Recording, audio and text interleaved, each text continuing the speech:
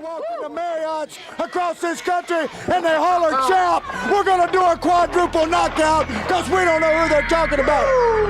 The best looking man, the best dressed man, long limousine, jet airplanes, custom made clothes. To be the man, you got to beat the man. We are the Four Horsemen.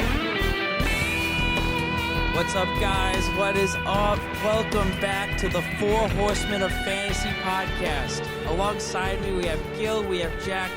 Carlos is going through something right now, but boys, I am sure know one thing. I'm glad that we are all back here, man. What's going on, guys? It's been a very, very lengthy offseason, and I'm very glad we're finally back into the swing of things with football. I have missed NFL football so much. Yeah, I'm the same. I can't believe I think it's 2 weeks on Thursday. Yep. And then we've got football back. And I guess that's why we're back now. We've had a bit of a sabbatical. We've kind of all been off doing our thing and stuff. But I think what better way to start us off than with a mock draft, just to kind of see and gauge where we're going to be.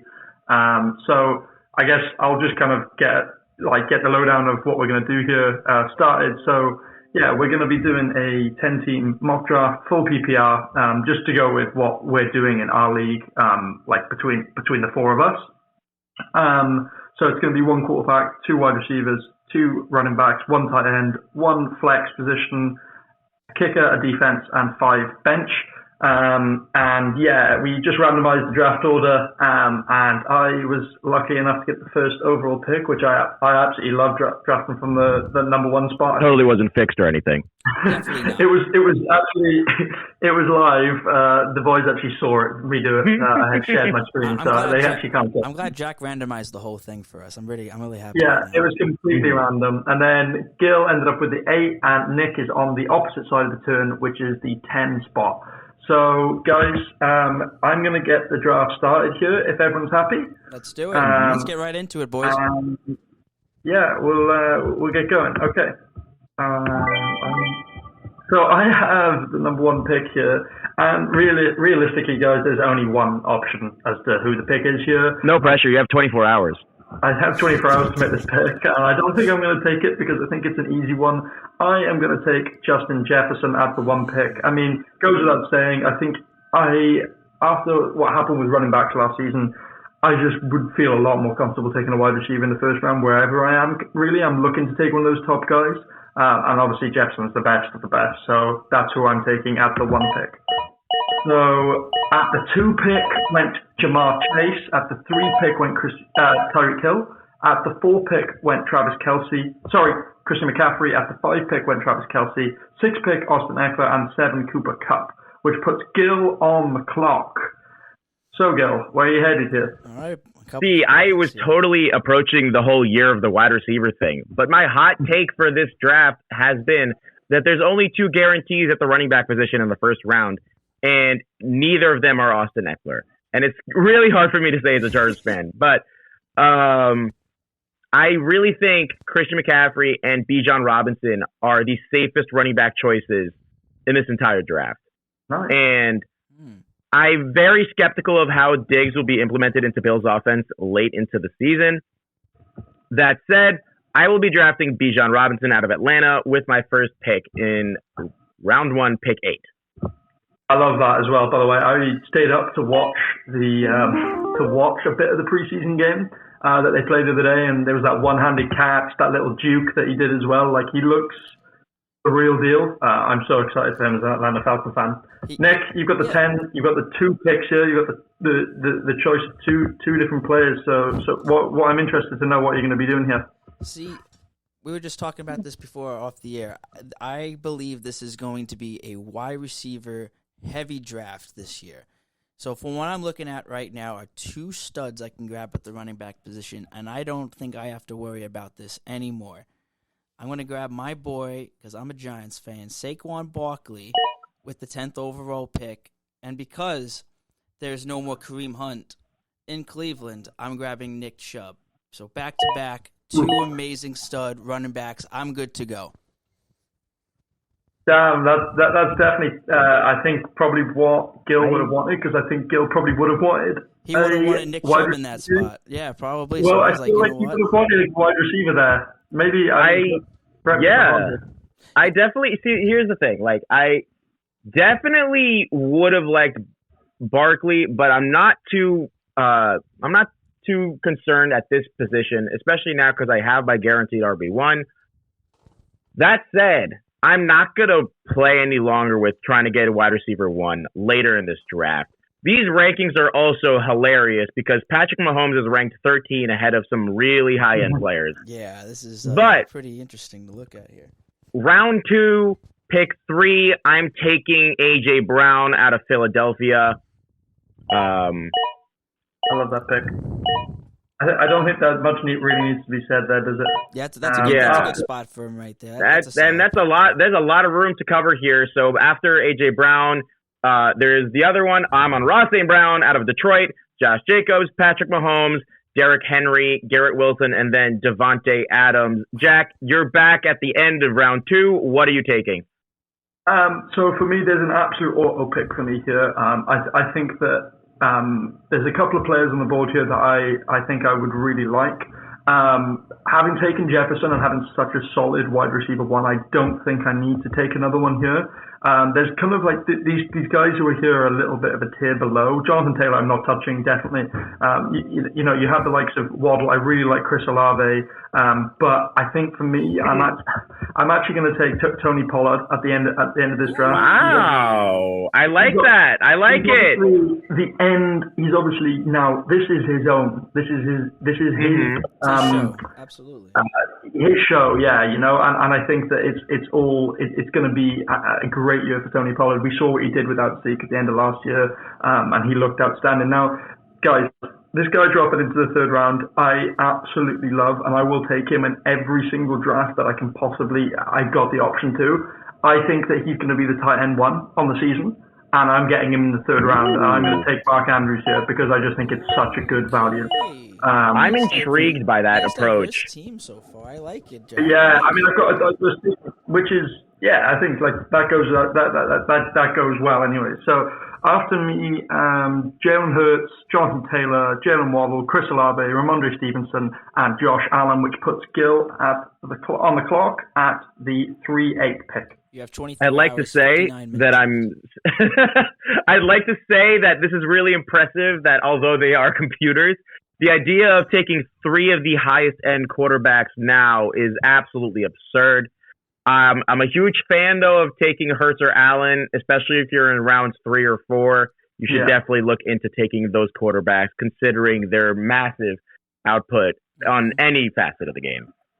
That said, my roster right now is Bijan Robinson at running back 1, A.J. Brown, wide receiver 1, which leaves me at a bit of a crossroads. Like, should I double down on a better running back? Should I double down on a better wide receiver? And I think to play it safe, I'm going to take Travis Etienne out of Jacksonville. Ooh. I'm a huge fan of receiving backs, and Etienne is honestly one of the most explosive young backs we have in the league right now. I'm not too high on Najee Harris this year, and Breece Hall's questionability health-wise does leave a lot of question marks. Plus Dalvin Cook now being in that and room. Dalvin Cook is in that offense. Not to mention it's already a pretty deep backfield with Zonovan Knight and Michael Carter. I will settle with Travis Etienne. Which leaves Nick, and in between Nick and I has been wide receiver T. Higgins out of Cincinnati. I'm sorry, Team 9. What are they doing? They're so receiver over there. Okay, all right. Yeah. Some of these teams look really funny because this is fun. It's funny that they have 3 wide receivers. There's like 3 teams here that don't have a running back yet. So like Team 2 has Chase Adams, Hurts. There's like a Tyreek Hill, Garrett Wilson deal. Team 7's got Kupp, St. Brown, and Josh Allen. I'm very intrigued. I was actually expecting to grab T. Higgins right there in that spot because he got CeeDee Lamb and Diggs. But now I'm actually at a bad spot here because I'm like, oh, that was my number 1 wide receiver off the board. There are guys that I prefer over T. Higgins at this spot. Yeah. Definitely. From what I'm looking at here, there are a few options that I have. I think there was someone that really emerged last year, and I think he still didn't hit his ceiling yet because someone else overshadowed him. I think I'm going to grab Devontae Smith with my number 1 wide receiver pick since I already have Saquon and Nick Chubb. So Devontae Smith will be the last pick in the 3rd round. This is also 10, just if we already didn't reiterate before, it's 10 teams PPR. And then with my first pick in the 4th round, I can go many options here. If I want to, I can go crazy and grab my 3rd running back from my flex and just be totally set here, which I'm thinking about doing because all the receivers look the same to me. But there's also a guy that no one really remembers last year. Jack might remember this guy because he was on one of his favorite teams. But Calvin Ridley is over here looking like a big snack to me. So I think I'm just going to snatch him right up. I like that. I'm huge on Jacksonville this year, and I think Ridley's going to be nice. I think he's going to be a great part of that offense. Skipping Metcalf is questionable to me. I don't know if that's just me. He is either hit or miss, but you know what? I think with the emergence of a couple of rookie wide receivers over there in Seattle, Tyler Lockett's still doing his thing. I think DK Metcalf's I love JSN. He's going to be nice this year. I think he's going to steal some touchdowns from him, so I think Calvin Ridley's going to be better this year. Go ahead. Team 9 is now filling out their bench. Yeah. This is okay. So if we're screen recording here, on my screen capture right here, we'll go to Team 9. I don't know if I could quickly pull it right now. Slot 9 has CeeDee Lamb, Stephon Diggs, T. Higgins, and DK Metcalf. They do not have a quarterback, running back, or a tight end on their roster. Yeah, no, this drafting is not for the faint of heart. You will find somebody that will actually do this, and it would not shock me at all. All right, Gil, where are you going? So between Nick and myself, there was DK Metcalf taken. Looking back at my roster, Bijan, Travis Etienne, AJ Brown.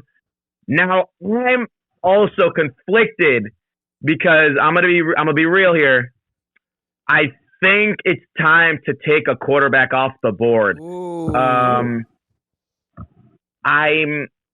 I could really, the way my approach is right now is that the receivers between now and my next pick are not ones that I'm going to look for right away.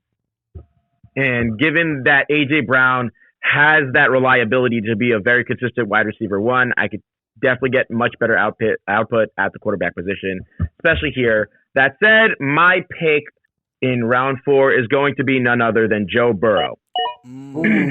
Interesting. Okay, questionable coming into the season as well. Going to be interesting to see kind of if he is healthy in week 1. Obviously, suffered that low ankle sprain kind of thing. A lot of people are a little nervous about him there. So yeah, I think Joe Burrow is a good pick, but I'm not going to lie, I'm a little bit nervous about him. For sure. Going into the start of the season, but obviously the weapons he has in Cincinnati is absolutely, no doubt is going to be absolutely incredible. Right, guys, I have a very unique kind of thing going on here. You got a little bit of everything right now. I might be able to Mark Andrews with Lamar Jackson here, guys. I mean, it's not. I like that. I would take that stack. I would take that pretty stack. Good for you, my man. It's right there for you, especially with the next 2 picks. Yeah, and I do think by the time it comes back round to me, this is what you have to think about in the turn. When it comes back round to me, guys, there's going to be about another 20 players gone. And I am actually a fan of this season getting a quarterback in these kind of areas because I think there's quite a big drop-off once Lamar Jackson, Justin Herbert, and Justin Fields go off the board here. The next best quarterback is probably Trevor Lawrence.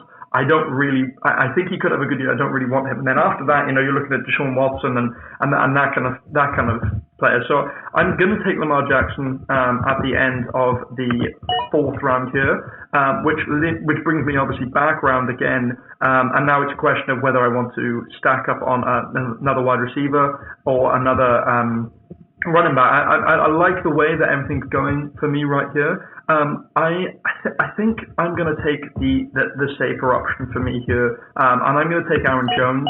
I think that he's obviously going to be in for another great year. This was a guy you were drafted in the 2nd round previous seasons. Now he's obviously going in the 5th.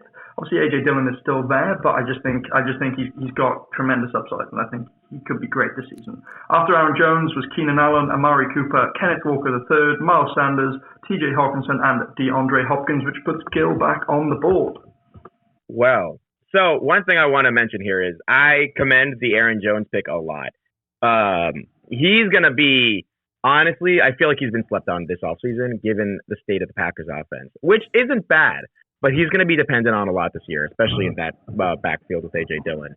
The Lamar Andrews stack is incredible. I'm a huge fan of getting a wide receiver quarterback stack or a wide receiver tight end stack, and I think those are ideal, which also brings me to Team 5 because they have the Kelsey Mahomes stack. That's dangerous if you're ever looking at that. It is very dangerous. Mm-hmm. So I think right now I am lacking at wide receiver, and I have a question mark with DJ Moore, which leaves me with in my honest opinion, I think this would be the safe bet is to draft Terry McLaurin. Oh, you hated him last year. You absolutely hated that was this. Yeah. Here's the thing. I'm a victim of circumstance and not getting out of my own way. So there's gonna be these instances where I can't really think. If you read the room here, DJ Moore isn't what I'm not entirely sure on what kind of receiver I'm getting out of DJ Moore this year in Chicago. I like Drake London, but I don't want to double down on the Atlanta offense because I already have Bijan. And Jerry Jeudy's on the Broncos, which gives me the only question mark if he'll get properly fed by Russell Wilson. And Terry McLaurin has proven, especially last year when that carousel of Carson Wentz, Sam Howell, and Taylor Heineke, he could still perform. So I will actually eat my own words and draft Terry McLaurin. Okay. He's doing it. This man's doing it. All right. And Damian Pierce goes, so Nick, you're on the turn again. All right. So what I'm seeing from you guys, it looks like I'm in the verge of a good quarterback here. I mean, you're looking for some top 5 quarterbacks, and I'm looking at, if not the 4th, 5th quarterbacks right here, and Justin Fields and Justin Herbert right here. It's a big toss-up, but I think my gut's telling me go Justin Fields. He's going to run for more, and I think he's going to be great. We're going to go Justin Fields with the last pick in, what is this, 5th round? In the 5th round, and then to start, because we were just talking about this before. We're going to do 8 picks. So it's going to be 2 running backs, 2 wide receivers, 2 flex, our quarterback, and our tight end. We're only doing 8 picks for this particular mock draft.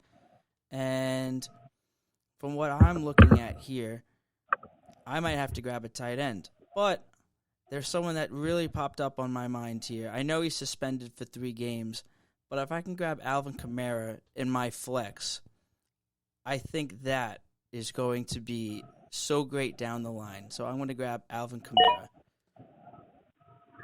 I hate that. But You don't like that at all. Me too. So I'm glad I don't like it either. Please not at all. disagree with it. Please, We do need a bit of disagreeing. Jack, I'll let you go first I'm here. looking for the negativity. Let's hear it.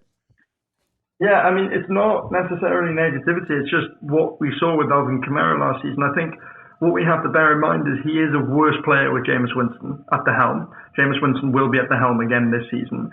Derek Carr's the starter, isn't he? Oh, sorry. Yeah, he will be. Sorry, but that's still doesn't really change anything for me here. Obviously, the suspension isn't great. I think I just would avoid Alvin Kamara at all costs this season. Personally, I don't think that he's the player that he used to be. He lost a step last season. He actually he has saw to prove himself a little bit this year. You know, he stepped down and he's aged a bit now. You know, he's only 28. I know, but 28-year-old running backs, in a couple of years he'll be done, and we've obviously seen a little bit of a decline. So I'll be interested to see how he goes this season. Anyway, sorry, go ahead, Gil. Justin Herbert went then, so you're on the clock again here. All right, so now we're looking at positionally whether I want to invest in a tight end now or invest in a tight end later and double down on a flex. With that in mind, I think, as I just stated, I think the one thing that's worth noting here is I did say some bad words about DJ Moore in the last round. I feel like it probably would be smart to take him. However, given how the wide receiver room looks, I was thinking of potentially a J.K. Dobbins idea, but I'm going to go a little bit off the edge here. I'm going to draft Christian Watson. I actually love that. Okay. That's actually pretty great for your team. I think given how the upside he'll have, and if Jordan Love is just a smidge serviceable, I think he'll be just fine. Yeah, I think this is another case of who Jordan Love is going to be, or who's he going to want to be his primary, go-to option. And I think it could be Christian Watson this season. So it's going to be interesting to see kind of how that plays out. So for me, I at the moment I've got Lamar Jackson at my QB, and then I've got 2 running backs in Pollard and Aaron Jones. Wide receiver, I took Justin Jefferson. I think that's what's nice about taking Jefferson so early. I haven't picked up a wide receiver since him because I'm that confident in the fact that he can put up, double the numbers of the average wide receiver. That being said, guys, Chris Godwin was going in the first, second round in previous seasons. Obviously, he's coming off the back of a terrible injury, but he's got a full off season where he's been healthy. Baker Mayfield, he's not Tom Brady, by any stretch of the imagination. But Chris Godwin's shown that he could get it done. So, as my wide receiver too, I'm very happy to take Chris Godwin in that position. Spicy. And I think this is kind of. This spot is kind of difficult because, I think I'm trying to look for value here. Now I'm picking a guy that I'm not going to be starting. They'll probably go into the flex position, but it's going to be right on the edge. But a guy that I absolutely love is Alexander Mattison. At the end of the day, he's still on the board and he's going to be starting down in Minnesota. We saw what he did without Dalvin Cook. Dalvin Cook's now not there. And it means I get 2 pieces of the Minnesota offense, which isn't necessarily what I'd like. But I'm going to take Alexander Mattison in that position. I think it's an absolute screaming value, and I think that's what you're going to look for in these drafts. After that was DeAndre. Sorry, go on. Sorry, I was looking at Madison just now, and I'm like, maybe I should have grabbed him over Kamara. Probably the best bet for me, but you know what? This is why we practice. This is why we do these things in order to prep us for the main thing. So this is why we're here to make the mistakes so you guys don't listening. Yeah, I like that approach. So between Jack and myself for our second to last round is DeAndre Swift, Tyler Lockett, Kyle Pitts, Brandon Ayuk, Michael Pittman Jr., Dallas Goedert. So right now I need a tight end. And if you look right on the board, I really don't want Darren Waller. My concern with him is health, and if he's consistently injured, at least he was in the last 2 years in Vegas, I'm not convinced that I want to draft him this year. And I'm not to say that Daniel Jones won't feed him well. I do think on a healthy Sunday he would be just fine. But if you're looking at the grand scale of things here, I can't trust Darren Waller to play more than maybe 6 to 8 games this season. So I can't, it absolutely blows my mind that he's still ranked this high, knowing that the people that actually make these rankings are aware of the fact that he can't stay healthy. So I'm going to go off the rails again because I can't wait another round for another tight end. That said, give me Pat Freiermuth. Oh my God. Okay. I like it. It's a bold strategy. It's very bold. Very bold. It's definitely interesting. But there was someone else I liked other than Waller there. There was 2 guys. I was looking at Waller because obviously Giants, but someone that really opened my eyes last year about what you can do when you leave New York was someone called Evan Ingram. So I think with my tight end pick this year, in the last pick of the 7th round, I think I got to grab Evan Ingram. Trevor Lawrence just loves throwing the ball downfield, and now I have 2 guys on Jacksonville. Like we said, we don't want that, but I think with the options that I have according to over here, I think Evan Ingram might be the best bet for me. Hang on, Nick. Can I just ask something here? Let's hear it. What number option is Evan Ingram on his team? Say that again. What number option is Evan Ingram? Evan On his Ingram's team. he's got to be the third or fourth option over there. I understand. And what is Darren Waller? Darren Waller, with what we have He's the Slayton, we have Hyatt, we have No. Hodgins. No. I don't know. Darren Waller is the number one option. I don't in think New he's the York. number one. I don't think that's the case. Nick. It's very Nick, early to say have that. you followed the team during the offseason at any point? At any point? Have you looked in? Have you checked in I at have, any point? but this I off- still don't believe it. And Okay. and you know what? He also burned me in 3 of my leagues last year. So I have a bad spot Okay. on Darren Waller. That is where I think that we go wrong as fantasy players, in that we get burned in previous seasons. Yeah, okay, the injuries to I'm gonna stand up on this hill, guys, and I'm gonna scream it from the absolute rooftops. I think Darren Waller is like maybe the tight end 3 or 4 this season. Oh. I think if he Clip stays it. healthy, Clip it right here, guys. Yeah. You heard it from Jack. you don't need to flip it. I can tell you, like a lot of people are in agreement with this, because during this offseason, Daniel Jones' absolutely favorite number one target is Darren Waller. The amount that he has like impressed in the Giants training camp has been like, that's all I've seen from Giants beat reporters the entire time. He's had highlight reel catches. They talked about him as like the Giants people that have been there for years have said that they haven't seen talent in like New York in the Giants scheme since Odell Beckham, Saquon, like that's what they're comparing Darren Waller to. Like, he's going to be Daniel Jones' absolute favorite. You saw how involved Daniel Bellinger got last season, and he's a tight end. Daniel Jones likes his tight end because at the end of the day, he likes to get the ball out quickly. I just think Darren Waller is absolutely going to eat this year. And you say Clifford, I'd love to see, like, I don't know, at some point at the end of the season, like, if like Darren Waller absolutely had the season that I predict, you guys being like, oh my god, we took Pat Frymuth and Evan Ingram over him. You know what? I like your confidence. I like the way this is going. And look, if it happens, then I gotta tip my half off to you, We'll Jack, see. for sure. We'll see. Yeah, But feels right. Health is obviously a factor. And then again, with now my last pick in the 8th round, this is our last pick for everybody here. There's one guy that I'm looking at. He had a pretty nasty injury last year. No, everyone really forgets about this guy. That's why he's kind of ranked so low. But I'm going to grab Javonte Williams with my last pick overall. I think he's going to be a solid second flex option for me, especially next to my other backs. I think he could be really good. And if not, if I need any wide receiver help, he'd be a good trade piece later on. No, I'm so skeptical of Javonte this year. I can't lie to you. Like, sure, the Ingram pick, whatever. I'm so skeptical of Javonte Williams. Okay. The thing with him is I feel like my explanation has to be there's a difference when you're coming off an injury as major as his is return to play and return to productivity. And he'll return to play, but they're going to probably run Samaje Perine to the ground.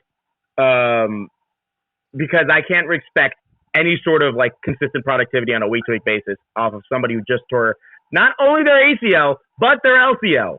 So that's big. It's massive. That's something you definitely have to look at for sure. But you know what? Right. This is the late rounds where I'm taking that risk, and if it works out for me, I got a stud at least running back too, like the numbers he was putting up season ago. Mm-hmm. I think the beauty is as well, Nick, is that you have Saquon and Nick Chubb as well. So it's not I have some guys to back me up for sure. That's true. Exactly. That is very true. And then James Now, Conner with my just pick- went, so now with Gil's pick, this is his last pick in the 8th round. Who are you deciding on? I can't lie. I was aiming for J-Con right here. I think he's going to be actually a lot better than people think. I'm going to stay young here. I feel like my team's pretty young for the most part, and I'm going to aim for Chiefs running back Isaiah Pacheco Nice. to round it I like out. Okay. Oh, wow. That's a lot. So Dak in Prescott between- round 8 is kind of wild to me. Yeah. Yeah, that's actually really early. I think people think he's going to be old back. In between Gil's picks there went Isaiah Pacheco, obviously with Gil, and then Rachaad White, Dak Prescott. JSN went then. I actually really liked the look of JSN. I was maybe thinking about him because I'm going to be taking a wide receiver in this position. Mike Williams, David Montgomery, and Christian Kirk. So with my last pick here, guys, there's a couple of people I really like, and I absolutely would be taking Mike Evans here if I didn't have Chris Godwin. I just think Mike Evans, last season was the only season he didn't have a 1,000-yard season. I think people don't realize how good this guy is. Mike Evans is only like 28, 29 years old, guys. I think people think he's washed and he's done because he came into the league so young. The quarterbacks he's played with previously have just been atrocious at Tampa Bay, and he's always got it done. So that being said, I'm not going to take him just because of the build I have and you know, kind of like what I have going on here. But what I am going to do is take a guy that, to be honest with you, in my rankings, I have like personal rankings that I try and put on myself based on kind of experts and where people are going. I think this guy belongs in the same tier as kind of like the Calvin Ridley, Terry McLaurin, DJ Moore. And he's the number one option in his team, and he's still on the board in the 8th round. And that is Marquise Brown. You know, I think that he is a player that is going to do really well this season. Think about how well he was doing last season when he got injured, guys. So I think, you know, to have him, to pair him with Justin Jefferson and Chris Godwin, I'm really happy with that. So that's going to just about do it for us, guys, rounding it out. So I'll just quickly run through the teams here. So for me, 1 second, sorry. So for me, I have Lamar Jackson, Tony Pollard and Aaron Jones, Justin Jefferson and Chris Godwin, Mark Andrews, Alexander Mattison, and Marquise Brown. For Gil, Gil has Joe Burrow, Bijan Robinson, Travis Etienne, AJ Brown, Terry McLaurin, Pat Frymuth, Christian Watson, and Isaiah Pacheco. And then for Nick, last but not least, sorry, I'm just getting up here. And for Nick, Justin Fields, Saquon Barkley, Nick Chubb, Devontae Smith, Calvin Ridley, Evan Ingram, Alvin Kamara, and Javonte Williams. So, guys, are you happy with the drafts there? Honestly, I'm a bit shocked at how early I had to take some of these players. I would not expect a 4th-round pick for Joe Burrow. However, I do think this is a nice-looking squad. I like my team. I did a little bit of a reach with Kamara, but like we said before, you always got to test the water, see what you can get. And I think definitely in that spot, definitely another wide receiver would have been great in that spot. But again, this is why we do it. This is why we practice, and this is why we do it, just for the thrill and love of fantasy football. I wouldn't call it love. Oh, I love it. There's definitely a love-hate relationship going on, but mostly love, if I would hope so. Yeah. Well, guys, it's been a pleasure. We'll try and get a podcast out per week at the moment. Obviously, we're all busy and stuff, but if we can try and get a podcast out a week, that would be great. Just before the off-season, hopefully we'll have Carlos back. We hope he's feeling better with a battle with the COVID. That's just about going to do us. Follow us on Instagram at the 4 Horsemen of Fantasy. Anything else you guys want to add? Yeah, guys, just whoever's listening, just leave a like, leave a comment. Whose teams do you like? We'll put a little description at the end to see to show you what teams that we have. If you guys could get before, please let us know. We just love your feedback, guys. Absolutely. Yeah. Thanks. Peace out, guys.